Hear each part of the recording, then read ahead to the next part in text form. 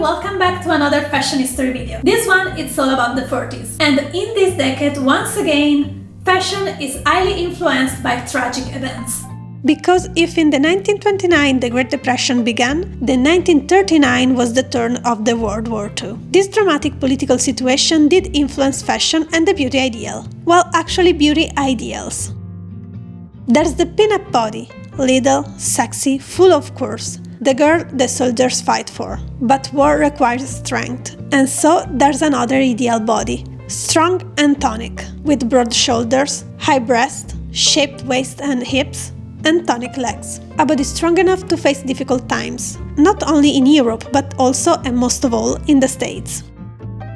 This war is on European land, and so the States have the biggest influence in fashion, thanks to the movie industry, but also because they are the strongest of the allies, and they can produce not only clothes but also trends. Although American land is pretty much safe, everybody must do his part in this war, including fashion. Patriotism is a strong theme in fashion and behaviors. Everyone home needs socks for the soldiers and salvage materials that can be used in military production, and women take men's place in factories and military factories. Although patriotism was strong, there was still room for foreign influences. Not from Europe or Asia, but from Central and Southern America. The Good Neighbor policy is a United States policy aimed to reinforce the idea that the United States would engage in reciprocal exchange with Latin American countries and create new economic opportunities. And this involved a cultural propaganda that influenced fashion that in the 40s is divided in three categories. Many women enlisted or volunteered in the army as nurses or coast guards. These women would wear uniforms that were considered very stylish and sexy other than patriotic.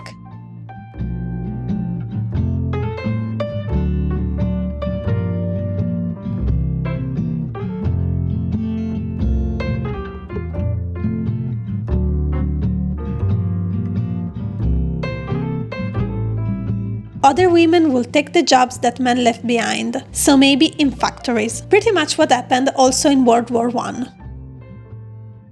To be comfortable and safe, they would wear men's trousers and heavy jackets, without jewelry or loose clothes, and always keep their hair tied up and wrapped in a bandana or a cap.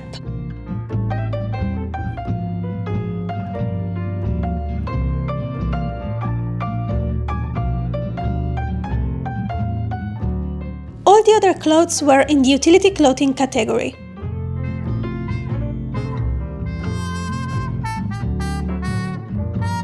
These clothes will be stylish, but follow the rules of rationing that will dictate how much fabric you could use, how many buttons and pockets you could have, and how much long the hem could be, and more.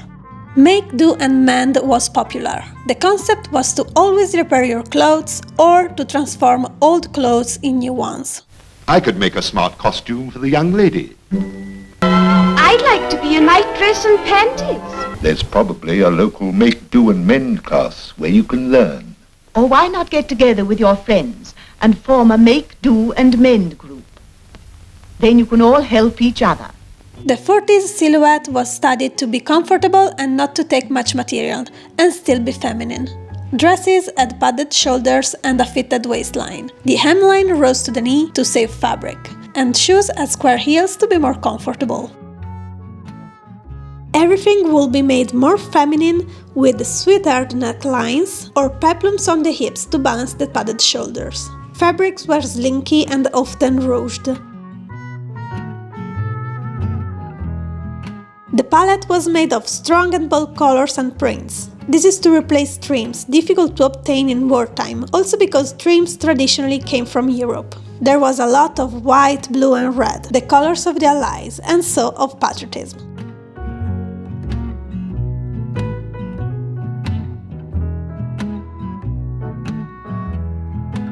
Popular prints included flowers,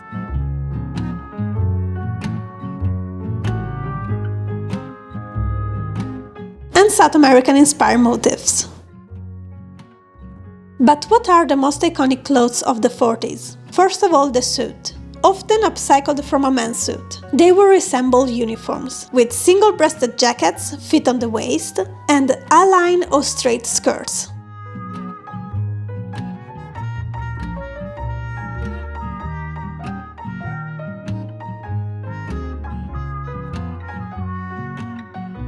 or sometimes pants were used. In the 40s they became more acceptable for women because they were comfortable and because they substitute stockings. Maybe the most wanted garment in the 40s. Both silk and nylon were used for war purposes, making stockings quite rare. And so women painted their legs with special products and then traced the seam line with an eyebrow pencil.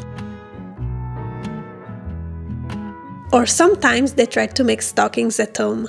You can have a smart new pair of stockings in the latest style without bothering about coupons at all. All you need is a piece of net. The veiling from that old hat will do. Just fit the piece of net to the shape of your leg, fasten it up with a few pins, sew it up to form a neat seam down the back, and there you are. Other than the suit, there's another two-piece set that made history, the midriff. Midriff was used in day attire, especially for beach and sport outfits, but also in evening dresses. And this is probably my favorite trend of the 40s.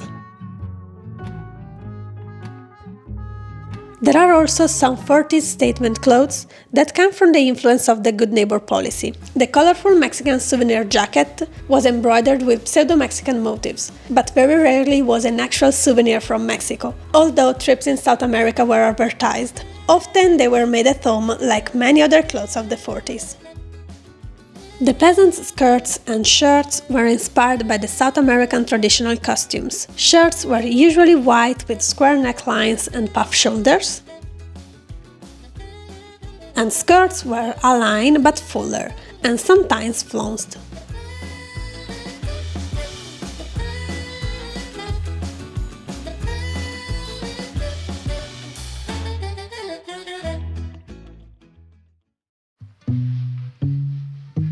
There are a lot of beautiful clothes in the 40s, but it is in accessories that fashion goes wild. Accessories were off the rations because Roosevelt wanted them to be a prize for women that were doing such a good job during the war while their men were off fighting. Accessories were used to boost morale, and so hats, costume jewelry, shoes, bags and scarves became fun, colorful and whimsical.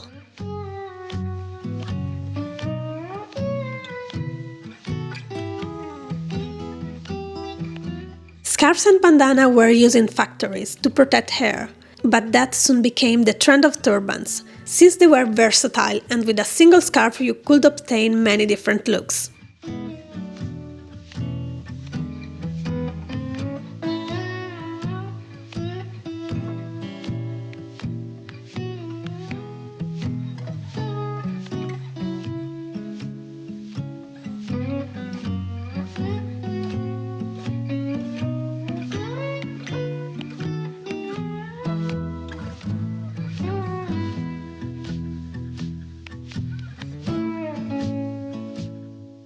Women also used a lot of hats, but if in the 30s they were used to look a proper lady, in the 40s women wear them for fun. That's why they had so many different shapes and some very strange.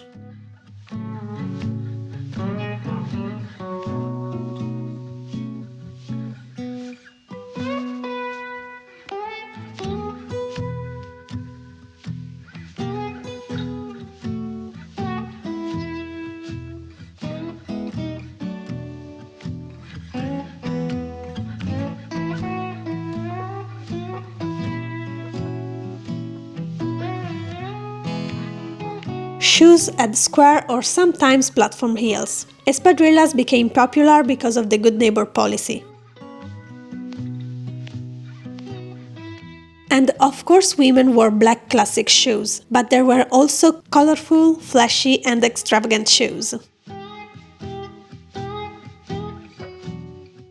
Although on shoes there's no rationing, it was still good to spend less. So look at these shoes that could change look with lace and ribbons. Bags were often in set with other accessories. They had mostly simple shaped, but sometimes novelty shapes could be seen. One of the most popular material for costume jewelry was bakelite, a kind of plastic that was cheap but now is no longer produced. Carved, colorful bangles were popular, necklaces, earrings and brooches were made in novelty shapes, although the favorite one was probably the cherry shape. The most iconic piece of jewelry though was the victory pin, a V-shaped brooch, because victory was something everybody would hope for, and victory pins were something like a patriotic talisman. The 40s look is practical but feminine, and with whimsical touches, but contrary to what had happened after World War I, when peace returned, fashion went back to an aesthetic of the past, becoming super elegant but much more restrictive. But these are the 50s, and I'm gonna make a video about them sooner or later. In the meanwhile, see you on Instagram. Bye!